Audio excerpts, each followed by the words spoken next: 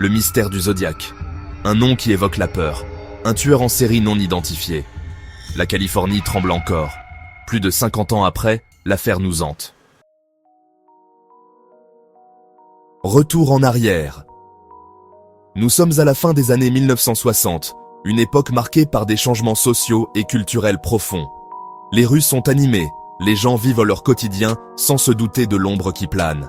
Fin des années 1960. Une période de transition où l'optimisme des années 60 commence à s'effriter, laissant place à une décennie plus sombre et plus incertaine.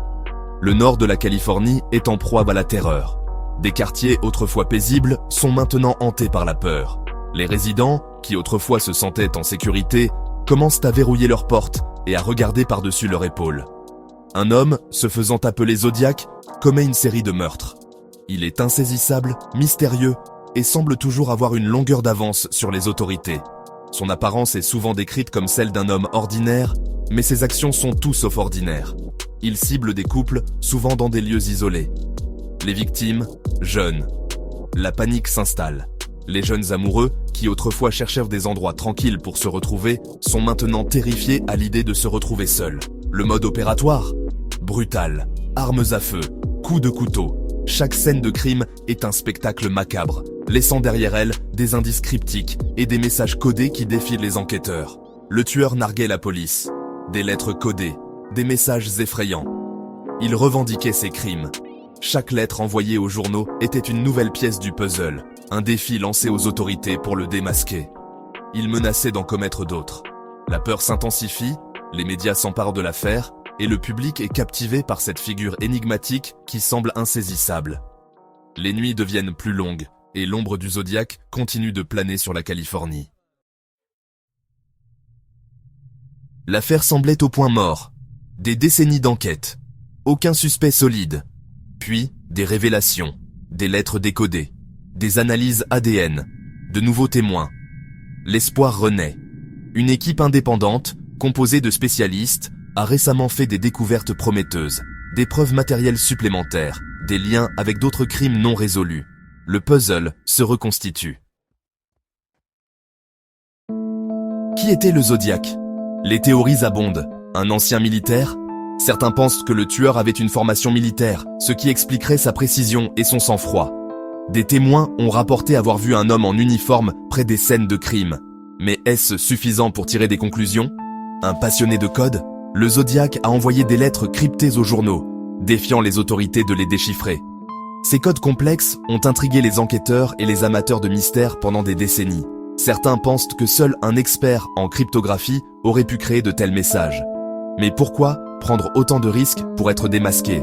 Un sadique en quête de gloire ? Le Zodiac semblait prendre un plaisir malsain à semer la terreur. Ces lettres étaient souvent accompagnées de menaces et de revendications de meurtre. Il jouait avec les médias et les forces de l'ordre, cherchant à attirer l'attention sur lui. Était-ce simplement un jeu pour lui ? Une manière de se sentir puissant ? Chaque théorie a ses partisans. Les discussions autour de l'identité du Zodiac sont passionnées et souvent houleuses.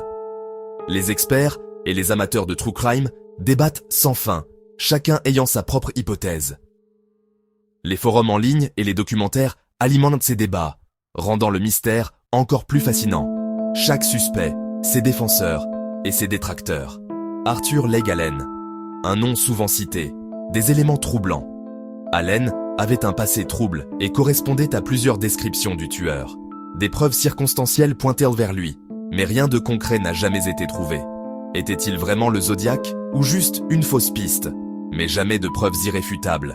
Le mystère reste entier. Malgré des décennies d'enquête et de recherche, l'identité du Zodiac demeure inconnue. Chaque nouvelle théorie apporte plus de questions que de réponses. Le Zodiac continue de hanter les esprits, un casse-tête sans solution apparente. Pourquoi le Zodiac nous fascine-t-il toujours ? Le Zodiac nous fascine. Pourquoi ? Est-ce à cause de l'horreur de ses crimes ou du mystère qui entoure son identité ? Peut-être est-ce l'impuissance de la justice à le capturer qui nous intrigue tant ? Ou peut-être est-ce un mélange de tout cela ? Le Zodiac est devenu plus qu'un simple criminel. Il est devenu un mythe, un personnage de roman, un symbole du mal insaisissable. Il hante notre imaginaire collectif, nous rappelant que le mal peut se cacher dans l'ombre, prêt à frapper à tout moment. L'horreur de ces crimes, les détails macabres de ces actes nous glacent le sang.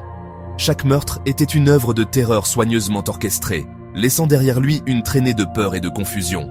Les scènes de crime, souvent marquées par une violence inouïe, nous rappellent la fragilité de la vie et la présence constante du danger. Le mystère de son identité, qui était-il vraiment? Un homme ordinaire, avec une vie secrète, ou un génie du mal échappant constamment à la justice? Les spéculations vont bon train, alimentées par les rares indices laissés derrière lui. Chaque nouvelle théorie, chaque nouveau suspect potentiel ravive notre fascination pour ce personnage énigmatique. L'impuissance de la justice? Malgré les efforts acharnés des forces de l'ordre, le Zodiac a réussi à échapper à la capture. Cette incapacité à le traduire en justice renforce l'aura de mystère et de peur qui l'entoure. Comment un seul homme a-t-il pu défier un système entier? Cette question reste sans réponse, ajoutant une couche supplémentaire à notre fascination. Sans doute un peu de tout cela.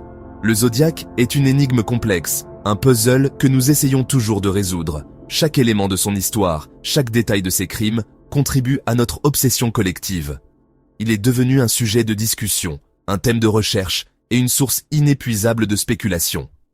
Le Zodiac est devenu un mythe, un personnage de roman.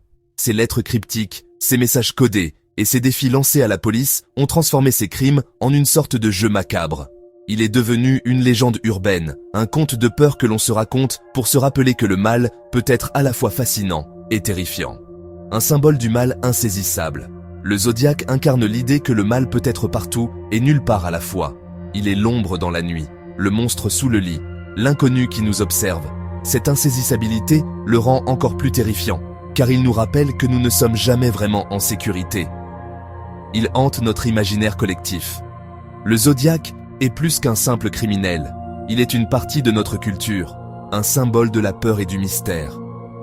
Il nous rappelle que, malgré tous nos progrès, il y a encore des choses que nous ne comprenons pas, des mystères que nous ne pouvons pas résoudre. Et c'est peut-être cela qui nous fascine le plus. Et si on découvrait enfin la vérité? Si on mettait un visage sur le nom du Zodiac? Ce serait un soulagement, une forme de justice, mais aussi une source de nouvelles questions. Pourquoi a-t-il agi ainsi? Quelles étaient ses motivations? Avait-il des complices? Autant d'interrogations qui pourraient rester sans réponse.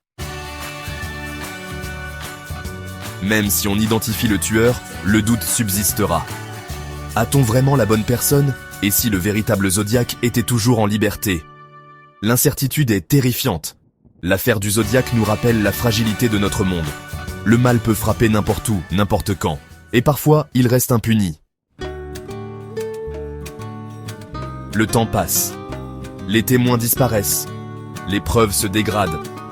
Mais l'espoir demeure. L'espoir de faire la lumière sur cette affaire. L'espoir de rendre justice aux victimes. L'affaire du Zodiac est un rappel. Un rappel que le passé n'est jamais vraiment mort. Que les ombres du passé peuvent nous hanter encore aujourd'hui.